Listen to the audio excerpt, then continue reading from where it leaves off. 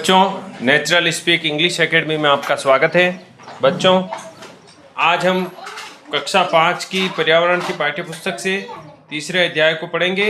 हमारे कुशल सहयोगी। सहयोगी का तात्पर्य हम सामाजिक जीवन में रहते हैं और सामाजिक जीवन में प्रत्येक व्यक्ति अपनी योग्यता के अनुसार अलग अलग कार्य करता है और जीवन में अलग अलग अवसरों पर अलग अलग कार्यों को करने की आवश्यकता होती है। तो जो योग्य व्यक्ति होते हैं, जो विभिन्न कार्य कर रहे होते हैं, तो हमें उन व्यक्तियों का सहयोग लेना होता है। तो आज हम अपने कुशल सहयोगी के विषय में हम इस चैप्टर में पढ़ेंगे। आइए हम अपने चैप्टर की शुरुआत करते हैं। तो हमारे चैप्टर का नाम है हमारे कुशल सहयोगी। देखिए बच्चों, यहाँ पर एक फोटो आपकी बुक में एक फोटो दी गई है और यहाँ पर ये किसी कार्यक्रम की फोटो है, किसी शादी का कार्यक्रम है। और आप देखिए यहाँ पर अलग अलग लोग अलग अलग काम इस फोटो में कर रहे हैं। कोई झाड़ू निकाल रहा है, कोई डेकोरेशन कर रहा है, तो कोई डांस कर रहा है, कोई फोटोग्राफी कर रहा है, कोई कुछ सामान लेके आ रहा है, कोई बाल्टी लेके आ रहा है, कोई रसोई बना रहा है, कोई कैटरिंग का काम कर रहा है। तो हमारे घर पे जैसे कोई भी फंक्शन होता है, तो हमारा फंक्शन विभिन्न लोगों के सहयोग से ही, जो हमारे फंक्शन में सहयोग देने वाले होते हैं, उन्हीं की मदद से ही हमारा फंक्शन जो है, हमारा कार्यक्रम सफल होता है। तो आइए हम पढ़ते हैं आज का चैप्टर। राजस्थान के हरिपुर में शादी का माहौल है। देखो, राजस्थान में एक हरिपुर नाम की जगह है और वहां पर शादी का माहौल है, मतलब वहां पर किसी की शादी है। कई लोग शादी की तैयारी में जुटे हुए हैं। देखो यहाँ पर एक फोटो में कई सारे लोग जो हैं शादी की तैयारी में जुटे हुए।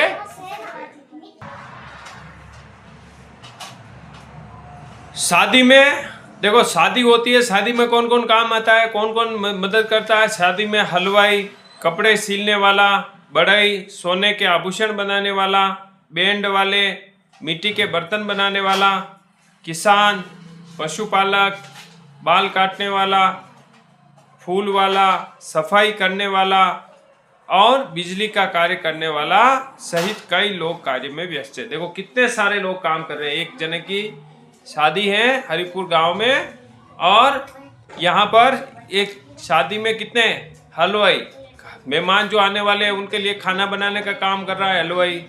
फिर मेहमानों के लिए, दूल्हे दुल्हन के लिए कपड़े सिलने वाला दर्जी भी वहाँ है, बढ़ई भी हैं, सोने के आभूषण बनाने वाला, और ये सभी लोग मिलके अलग अलग कार्यों को करने में व्यस्त है। सभी के कार्य एक दूसरे पर निर्भर है। देखो, हमारा जो जीवन होता है वो सामाजिक जीवन होता है और हमारे सभी के कार्य एक दूसरे पर निर्भर होते हैं।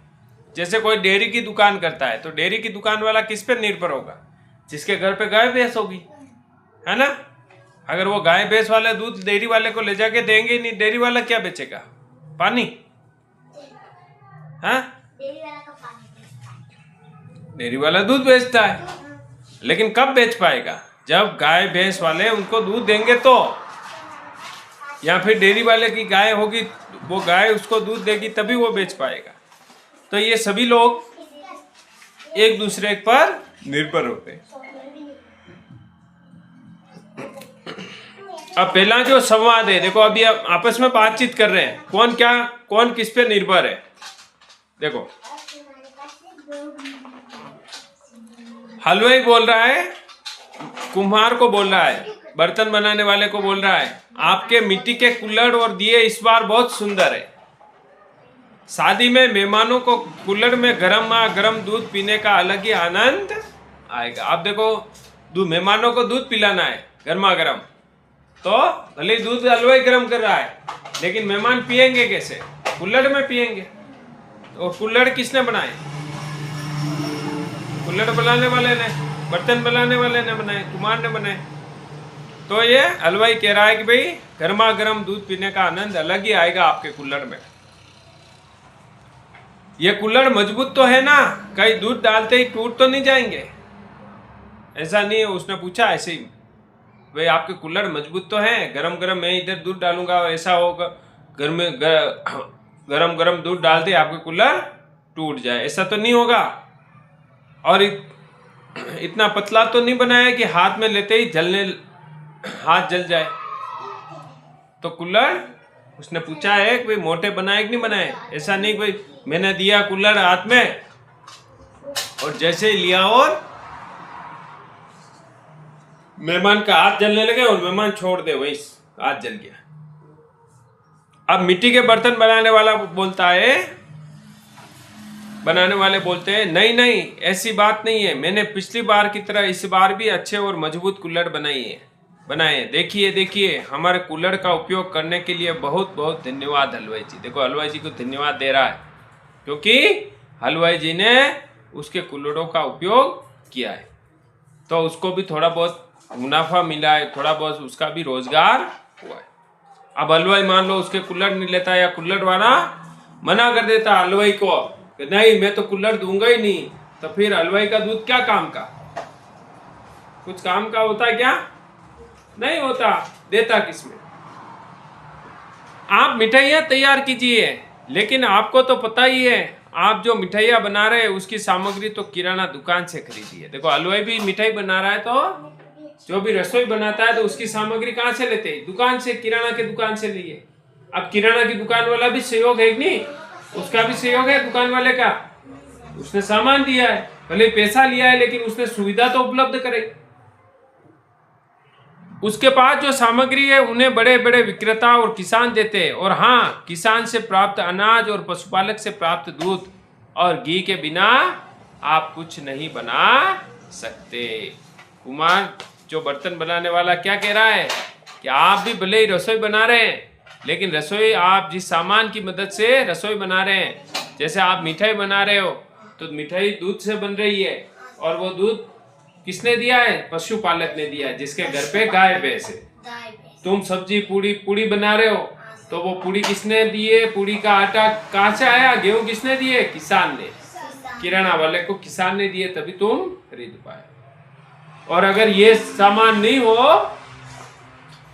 तो आप कुछ भी नहीं बना सकते। तो भाई सबका एक दूसरे का सहयोग है कि नहीं? सबके काम आ रहे कि नहीं आ रहे? एक दूसरे के सभी जने आ रहे ना। अब देखो किसान कहता है, बिल्कुल सही कहा आपने, हम फसल उगाते हैं जिससे हलवाई जी को शुद्ध अनाज, चीनी और आटा मिलता है, लेकिन हम भी चक्की चलाने वाले और बड़े पर निर्भर है जो हमें खेती और के औजार देते हैं। देखो किसान ने भी क्या कहा, भले हम अनाज उगाते हैं, हमारी आपकी बात सही है, लेकिन हम भी चक्की चलाने वाले और बढ़ई पर निर्भर है। बढ़ई कौन? जो लकड़ी के औजार वगैरह बनाता है। तो अब किसान को हल चाहिए, खेत जोतने के लिए हल की जरूरत है, तो हल बना के कौन देगा? बढ़ई देगा। हाँ, किसान को खोदने के लिए कुल्हाड़ी चाहिए। अभी मक्की खोदी ना, मक्की को खोदने के लिए कुल्हाड़ी चाहिए, या फसल काटने के लिए हाशिया चाहिए, जिसको तुम बोलते हो दांतली। हाँ, दांतली चाहिए। वो भी कोई व्यक्ति बना रहा है तभी तो किसान के काम आ रही है। कोई नहीं बनाने वाला होता तो किसान कैसे काटता? फसल काट पाता है क्या? नहीं काटता। बढ़ई जी कहते हैं, जी बिल्कुल, इनकी सहायता के अलावा मैं फर्नीचर, मंडप और शादी की सजावट भी बनाता हूँ। देखिए इस विवाह का मंडप और तोरण द्वार को मैंने ही तैयार किया है। देखो बढ़ई क्या बोल रहा है कि भाई मैं केवल और केवल किसान की मदद नहीं करता हूँ, मैं फर्नीचर भी बनाता हूँ। आपके घर का दरवाजा जो है, लकड़ी का बहुत बड़ा दरवाजा जो आपके पूरे घर की सुरक्षा करता है, बाहर वाला व्यक्ति कोई अंदर नहीं घुस जावे, तो उस दरवाजे को भी मैंने ही बनाया है। इसके अलावा शादी में जो भी टेंट वगैरह, ये मंडप और शादी की सजावट हो रही है, तोरण द्वार और मंडप, ये भी मैंने ही तैयार किया है। परंतु क्या आप सभी ने दूल्हे के नए कपड़े देखे हैं? अगर नहीं देखे तो जरूर देखिए, क्योंकि हमारे भैया ने बहुत सुंदर कपड़े सिले हैं। अब कपड़े सिलने वाला बोलता है अरे बहुत बहुत धन्यवाद, अब शादी के कपड़े तो खास होने ही चाहिए ना, लेकिन शादियों में तो आनंद तो बैंड वाले भैया ही लाते हैं। कपड़े वाला क्या कह रहा है कि भाई जब शादी है तो सुंदर सुंदर कपड़े तो होने ही चाहिए, और दूल्हा है तो दूल्हे के तो स्पेशल कपड़े होने चाहिए, लेकिन असली मजा कौन लाता है? बैंड वाले भैया लाते हैं। इनके बिना तो शादियां अधूरी होती है। हमें अपने बैंड वालों की मेहनत की भी सराहना करनी चाहिए। सराहना का मतलब होता है प्रशंसा करनी चाहिए। बैंड वाले भी और बैंड वाले बोलते हैं आप सभी का धन्यवाद। मैं बिजली का कार्य करने वाले भैया को भी धन्यवाद देता हूँ। अगर ये नहीं होते तो ये रोशनी और माइक कैसे चलते? बैंड वाला क्या बोल रहा है कि भाई बिजली वाला भैया है जो काम कर रहा है, मैं तो उसका भी धन्यवाद करता हूँ।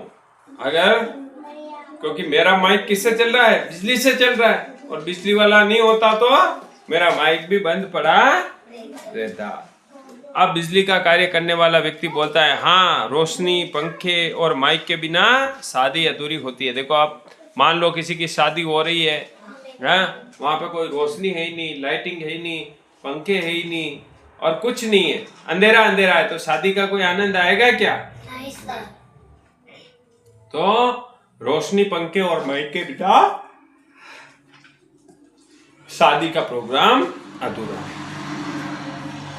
तभी वहां पर सफाई वाला आता है और कहता है कृपया मंडप पर तारों को जोड़कर सही से टेप लगा दीजिए, क्योंकि वहां पर सफाई करनी है।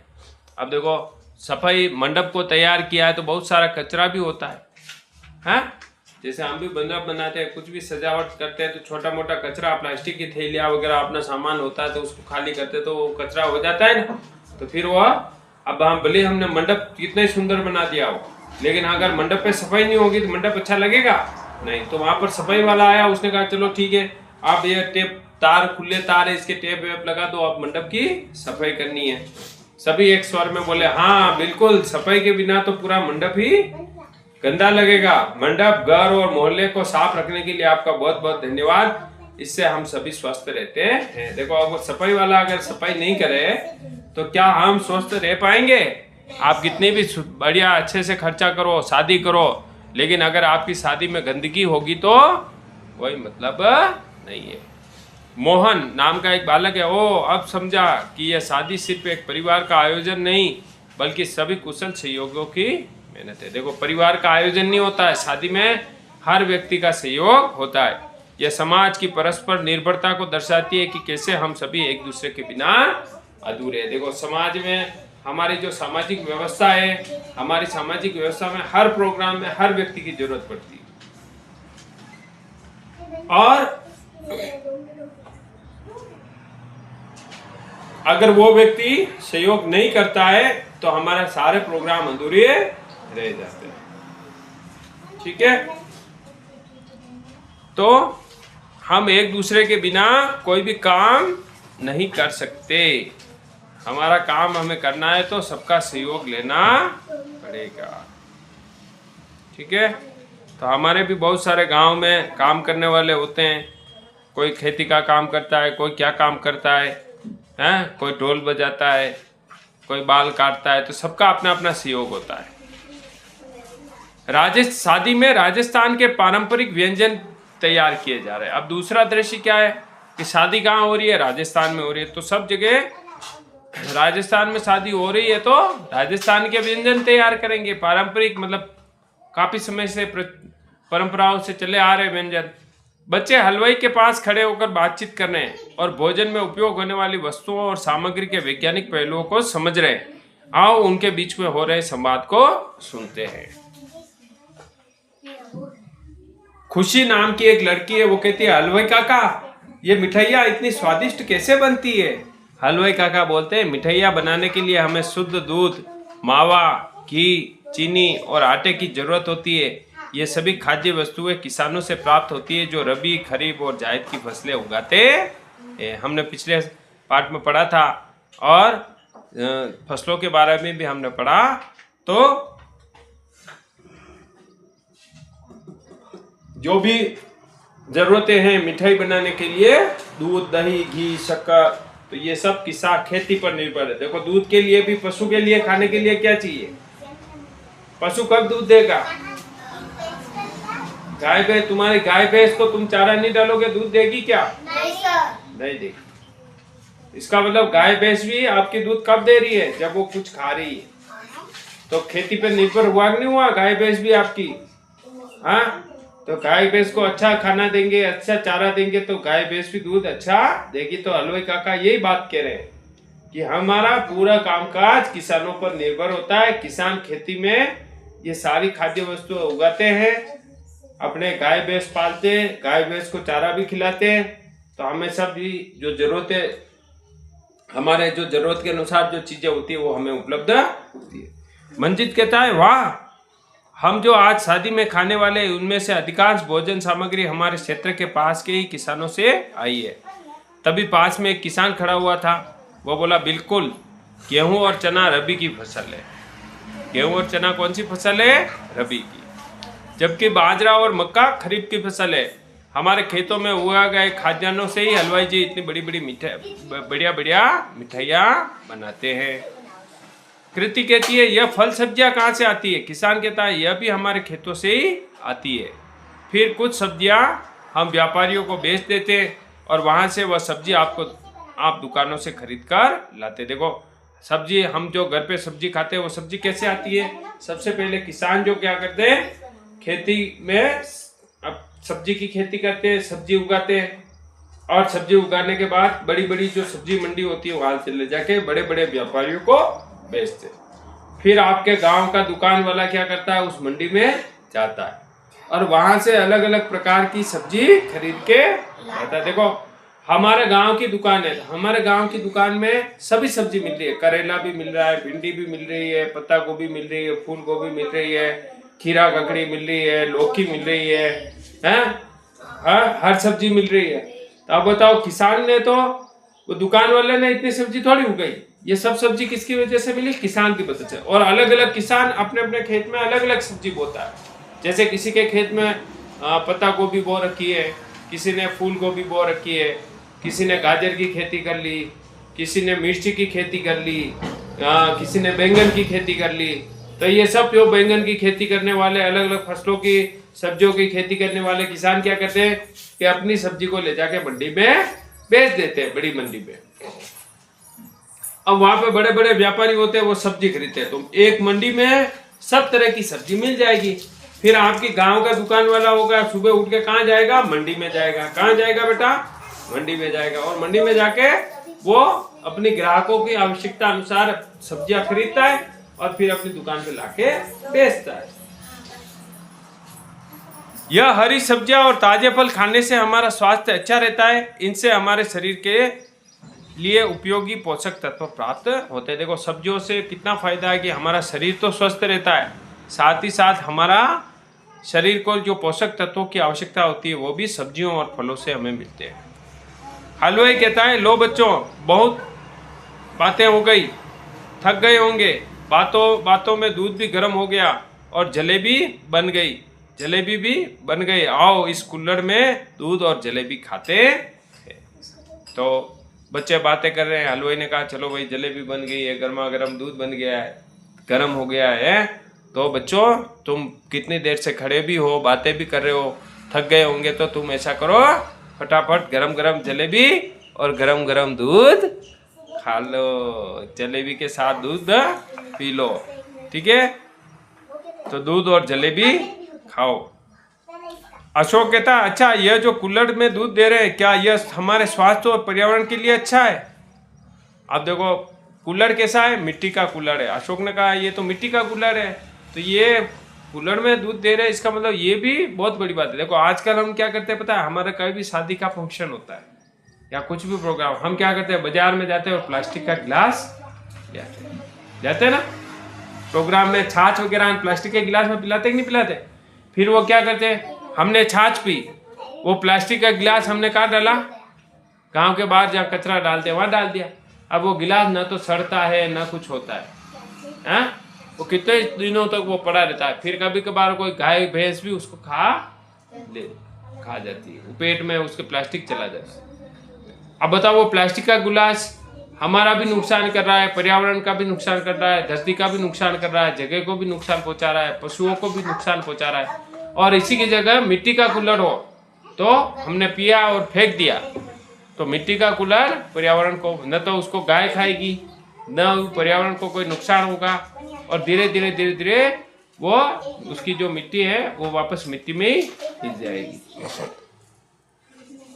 तो हलवाई कहता हाँ, कूलर मिट्टी से बनते और पर्यावरण को नुकसान नहीं पहुंचाते, प्लास्टिक के गिलास की जगह हम कूलर उपयोग करें तो यह ज़्यादा अच्छा होता है, जिससे हमारे शरीर को नुकसान नहीं होता है, शरीर को भी नुकसान नहीं होता और हमारे स्थानीय वस्तुओं को बढ़ावा मिलता है। देखो दोनों चीजें, हमारे शरीर को भी नुकसान नहीं हो रहा है, हमारा स्वास्थ्य अच्छा रह रहा है, हमारे आसपास गंदगी भी नहीं हो रही है, हमारे पशु पक्षी जो पशु हैं उनको भी नुकसान नहीं है, और इसके अलावा जो गांव का जो व्यक्ति है जो मिट्टी के कूलर बनाता है उसको भी पैसा मिलेगा। हाँ, तो कितने लोगों का रोजगार चलता है। लेकिन हमने क्या किया, हमने प्लास्टिक को अपना लिया।